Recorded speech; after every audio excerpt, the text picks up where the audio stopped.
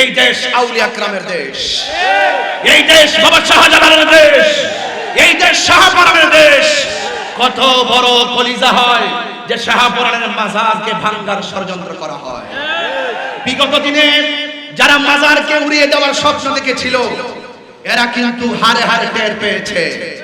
যারা মাজারকে ভাঙতে চায় এরা কখনো ধর্মের প্রকৃত লোক হতে পারে না।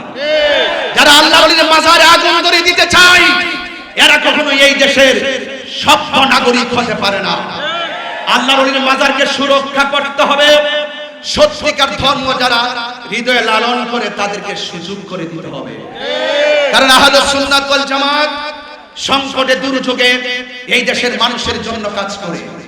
ধর্মের নামে অধর্মের চর্চা, ধর্মের নামে অধর্মের চর্চা এই দেশে বন্ধ করতে হবে।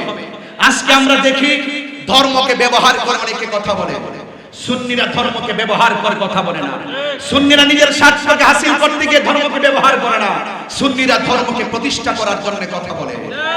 স্বাধীনতার পর থেকে এই 53 বছর হওয়ার পর আজকে আমরা বাংলাদেশে আমরা দার্শনিকভাবে প্রমাণ করতে সক্ষম হয়েছি এই বাংলাদেশে একমাত্র শান্তিপ্রিয় দল আহলে সুন্নাত ওয়াল জামাত।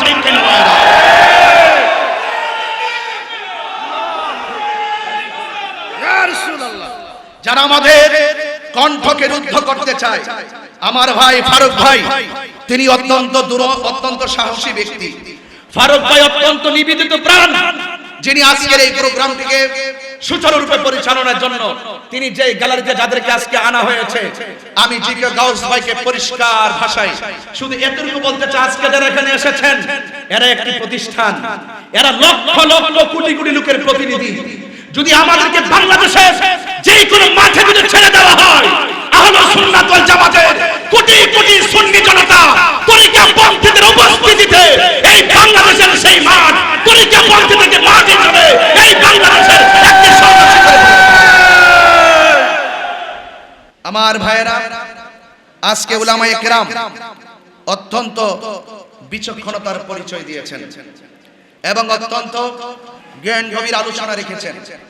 বর্তমান বাংলাদেশের প্রেক্ষাপটে যে কথাগুলো অত্যন্ত সার্বভৌমত্ব সুরক্ষায় গুরুত্বপূর্ণ এবং দেশ এবং দেশের মানুষের কল্যাণে যে কথাগুলো অত্যন্ত গুরুত্বপূর্ণ এবং ধর্মের সুরক্ষায় যে কথাগুলো অত্যন্ত গুরুত্বপূর্ণ সেই কথাগুলো ওনারা আপনাদের সামনে ব্যক্ত করেছেন। আমি সবার বক্তব্যের সাথে একাত্মতা পোষণ করে আমি শুধু এতটুকু বলতে চাই, আমি জিকে গাউস ভাইকে পরিষ্কার ভাষায় দায়িত্বহীন কণ্ঠে আহলে সুন্নাত ওয়াল জামাতের পক্ষ থেকে মাঠ পর্যায়ের অবজারভেশন থেকে এবং বাবা শাহজালালের এই 360 আউলিয়ার পূর্ণভূমি একটি অংশ আপনার সেই হবিগঞ্জ জেলা, এই জায়গাটি ধর্ম কিভাবে লালিত হয়, এই জায়গাগুলো এই হবিগঞ্জ কিভাবে ধর্মকে ধারণ করে, এই হবিগঞ্জ কিভাবে ইসলামকে ধারণ করে, তরিকত তাসাউফকে ধারণ করে, এটা আজকে আপনি আমাদের এই প্রোগ্রামের একজন অনবদ্য ব্যক্তি হিসাবে আপনার কর্ণপ্রহরে পৌঁছাতে চাই এবং সকলকে নিয়ে পৌঁছাতে চাই এই হবিগঞ্জের মাটি আহলে সুন্নাত ওয়াল জামাতের মাটি। আহলে সুন্নাত ওয়াল জামাত পাড়ায় পাড়ায় মহল্লায় মহল্লায় ঘরে ঘরে এই ইসলামকে তারা সুন্দর করে ধারণ করে এই পর্যন্ত এসেছে। আজকে দেখা যায় আমরা যখন রাস্তায় ধর্মের কথা বলি, শান্তির কথা বলি, এক শ্রেণী মানুষ আমাদের কণ্ঠকে রুদ্ধ করার জন্য চেষ্টা করে। আমরা খুব ভালো করে জানি যে চেষ্টা তারা করবে, হক এবং বাতিল থাকবে, এরপরও আমরা ভীত নই।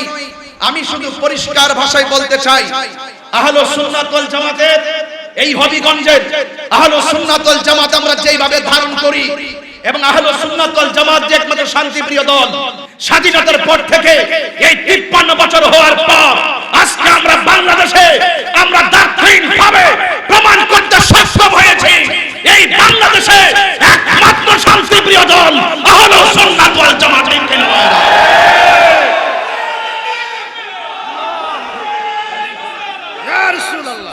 যারা আমাদের কণ্ঠকে রুদ্ধ করতে চায়, আমার ভাই ফারুক ভাই তিনি অত্যন্ত সাহসী ব্যক্তি। ফারুক ভাই অত্যন্ত নিবেদিত প্রাণ, যিনি আজকের এই প্রোগ্রামটিকে সুচারুরূপে পরিচালনার জন্য তিনি যে গ্যালারিতে যাদেরকে আজকে আনা হয়েছে, আমি জিকে গাউস ভাইকে পরিষ্কার ভাষায় শুধু এতটুকু বলতে চাই, আজকে যারা এখানে এসেছেন এরা একটি প্রতিষ্ঠান, এরা লক্ষ লক্ষ কোটি কোটি লোকের প্রতিনিধি। যদি আমাদেরকে বাংলাদেশের যে কোনো মাঠে যদি ছেড়ে দেওয়া হয়, আহলে সুন্নাত ওয়াল জামাতের কোটি কোটি সুন্নি জনতা তরিকাপন্থীদের উপস্থিতিতে এই বাংলাদেশের সেই মাঠ তরিকাপন্থীদেরকে মাঠ হিসেবে এই বাংলাদেশের একটি সন্ত্রাসী করে দিবে। যারা আমাদের কণ্ঠে বিরুদ্ধ করতে চায় তাদেরকে আমি পরিষ্কার ভাষায় বলতে চাই, ইন্নাল্লাহা ইউমাহিলু ওয়ালা ইয়ামহুল, আল্লাহ ছাড় দেয় কিন্তু ছেড়ে দেয় না।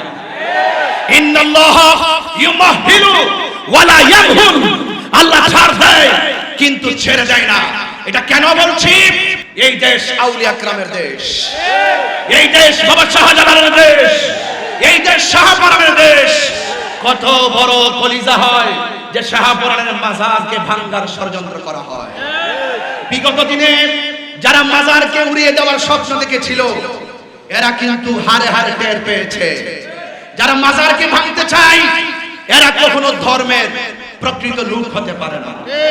যারা আল্লাহ ওলির মাজারে আগুন ধরিয়ে দিতে চায় এরা কখনো এই দেশের সভ্য নাগরিক হতে পারে না। আল্লাহ ওলির মাজারকে সুরক্ষা করতে হবে। সত্যিকার ধর্ম যারা হৃদয়ে লালন করে তাদেরকে সুযোগ করে দিতে হবে। কারণ আহলে সুন্নাত ওয়াল জামাত সংকটে দুর্যোগে এই দেশের মানুষের জন্য কাজ করে। ধর্মের নামে অধর্মের চর্চা, ধর্মের নামে অধর্মের চর্চা এই দেশে বন্ধ করতে হবে।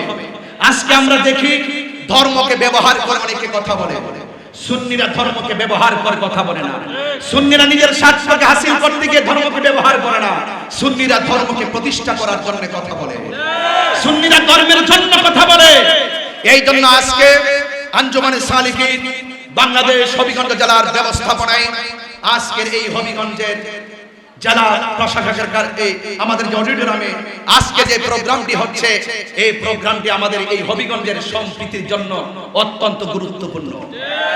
আপনারা যারা এখানে এসেছেন আপনারা জানেন আল্লামা সাইফুল্লাহ সিরাজ নবীর হুজুর শুধুমাত্র একজন খানকার পীর নয়, এটা আপনাকে মানতে হবে। আল্লামা সাইফুল্লাহ সিরাজ নবীর হুজুর শুধুমাত্র খানকায় বসে মুরাকাবার মধ্যে সীমাবদ্ধ নয়, তিনি রাজপথে আমাদের অধ্যক্ষ আল্লামা জয়নুল আবেদিন জুবাইর হুজুর বলেছিলেন শুধুমাত্র খানকাই রাসূল, শুধুমাত্র হেরা গুহায় আল্লাহর হাবিব ধ্যান করে নাই। আল্লাহর হাবিব জীবনে 27টি যুদ্ধে তলোয়ার নিয়ে ময়দানে নেমেছেন। কথা বলেন ঠিক না? এজন্য ইসলাম শুধুমাত্র নরম ভাষার নাম নয়, ইসলাম নরম ভাষায় কথা বলতে শেখায়।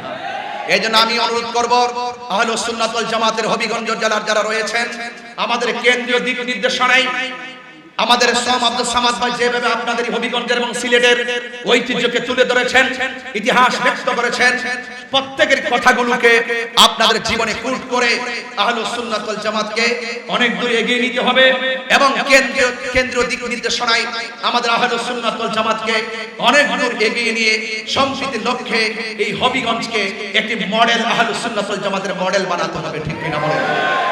আল্লাহ পাক রব্বুল আলামিন আমাদের সকলকে আহলে সুন্নাত ওয়াল জামাতের কাজগুলো ঐক্যবদ্ধভাবে সাংগঠনিকভাবে করার তৌফিক দান করুন। সকলে বলে আমিন। আসসালামু আলাইকুম ওয়া রাহমাতুল্লাহি ওয়া বারাকাতুহু।